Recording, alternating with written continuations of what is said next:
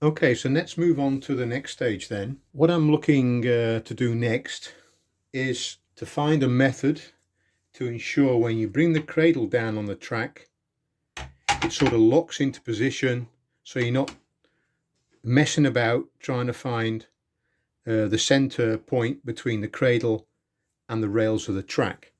So I'm looking for a sort of a method of locking it in between the sleepers so that when you place it on the track, it's sort of locked in position. Unfortunately, I run my locomotives not on my own track because I don't have my own track. I rely on either other people's private tracks or from different clubs that I visit.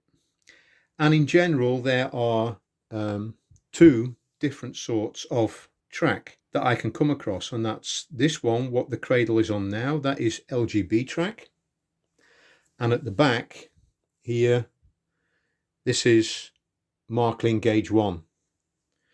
And if I take the cradle away for just a second, perhaps you can see there is a bit of a difference between the two. Obviously, the inside measurement for both is just about 45, 44 point something, I can't remember. But the rail code is different in both cases. So what we need is a pin system or a guide system that fits snugly between the outside rails of an LGB track, and the depth is no more than the depth of a rail of the Marklin gauge 1 track. I've got myself here an M6 nut, just a normal M6 nut, and that just happens to be the right width between the sleepers. And if I put the M6 nut between the sleepers of the Marklin gauge 1, you see it fits pretty good in between, nice and snug.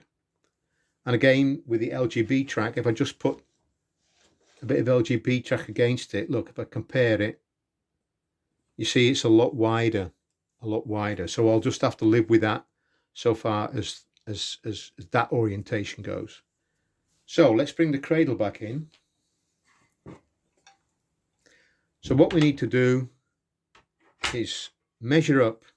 When the cradle's in the middle of the LGB track, I can mark the outer edge of the rail, both sides, and that will then be, if you imagine this being mounted at the bottom from underneath, that will be the flat side of the nut when it's mounted underneath.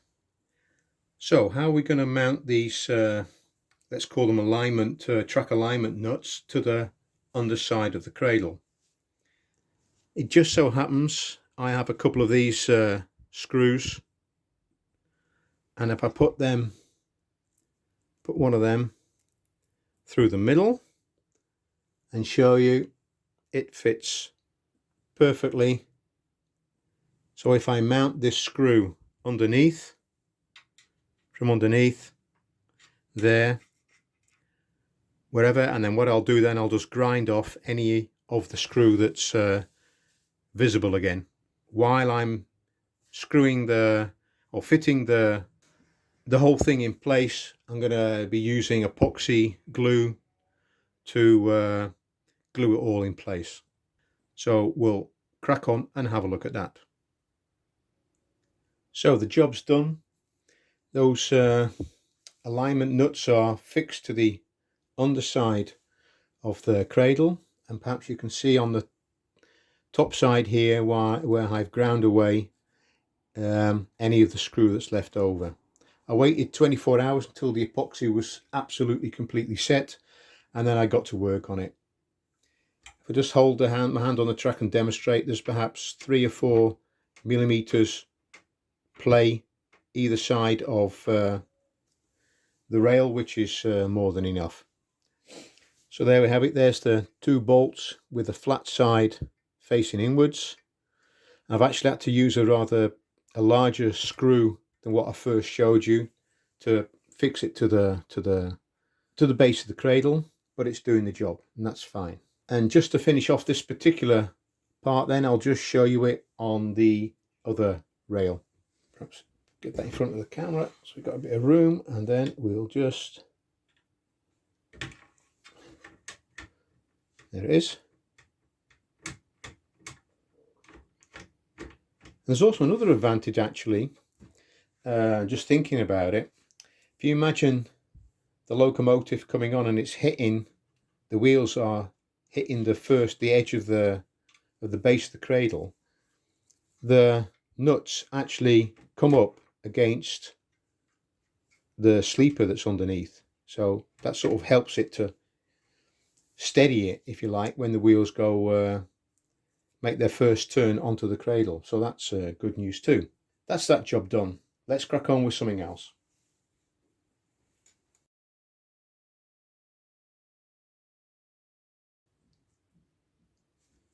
Okay, one of the things that we can do now, we don't need the locomotive for that, is to work on making the handles that you're going to grip the cradle with. And if you remember the sketch that I drew at the start of the video, there's sort of two strips that come up on either side of the base, and they're actually the same material as the wheel alignment strip. And then there's a cross piece that you hold. The cross piece that I'm using is aluminium tube, and this is 15mm outside diameter, and who knows what the inside diameter is, not bothered, but it's 11, I think, perhaps more. So I'm going to be using this tube to grab hold of, and how that's going to be fixed to the risers, if you like, of the handle is by using, let me bring this into the picture, by using M10 threaded rod that's going to go through. So the length of the tube will be the same as the outside diameter of the width of the cradle, because the vertical strips, they're going to be mounted on the outside of the cradle. So what we're talking about now is 15.8 centimeters.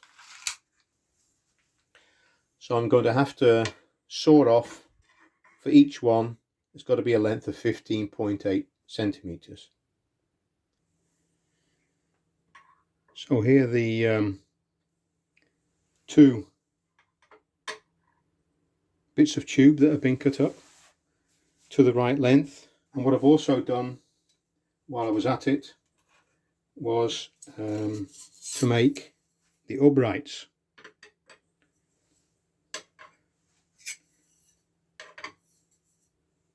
There's 4 of them. And then what I've got here is M10 threaded rod. And I'll just take out one of the ends.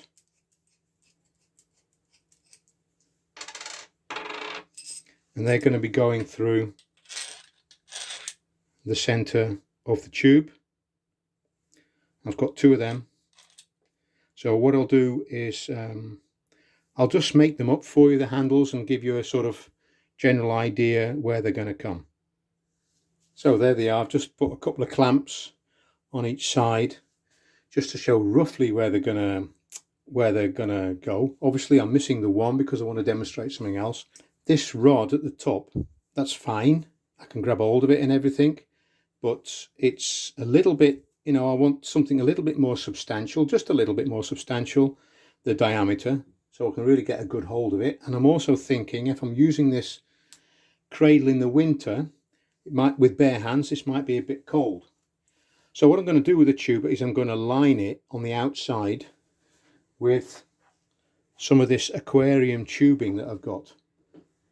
And the aluminium tube is 15mm outside diameter, and this aquarium tubing is 16mm inside diameter. So if I put a length of this plastic tubing on the outside, it will give me something a bit bigger to grab hold of, and hopefully in the winter it won't be so cold to the touch with the bare hands. So let's crack on and put the tubing on the outside. So here we go.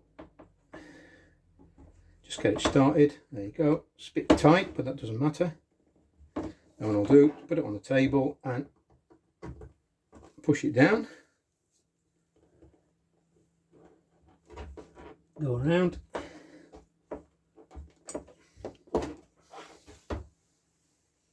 I'll just chamfer off the edges. A little bit better to grab hold of now. So I'll just do both of them and put it roughly where the handles are going to be, and I'll bring you back in again. There they are, temporarily mounted, both of them, with the plastic around the handle grips. The exact position, I can't state the exact position at the moment. What I need to do is go and see my mate with his garret, put it on board the cradle, and then find the balance point underneath the base, and then I know where I can put the handles. That makes it much easier to carry if the cradle obviously is balanced.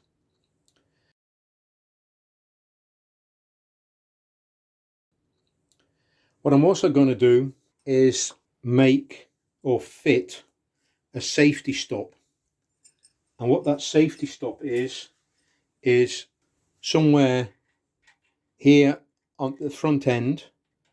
I'm going to mount one of these rods through the uprights of the cradle base. So that's going to be this guy, something like this, through there, but higher up.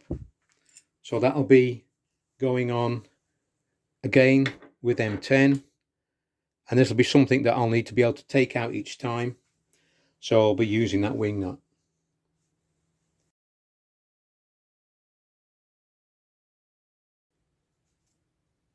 So after the final fitting, we're back home now, and we're going to finish off this locomotive cradle. So the first thing I've done is just chamfer the edge that was between the two areas where the wheels roll onto the cradle. It does work, but it's very, very close, the gap between the lower buffer beam and the edge of the cradle. So I thought I'll just chamfer off the edge just to make sure.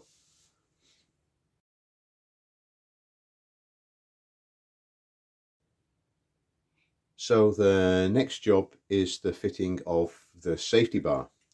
Now if I just place that roughly where it's going to be. While I was at the fitting session with the locomotive with the garret on board the cradle, I figured out that if I drill a hole 15mm center from the edge of the cradle, then once it's in place, the safety bar, that will just about clear the coupling of the garret. So we'll crack on and do that, and then that's that job done. So there we have the two M10 holes. Let's give it a try with the safety stop.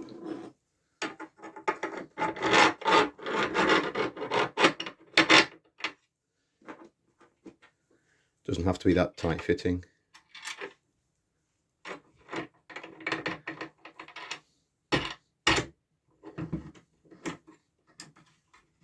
Job done. We'll crack on with the next bit.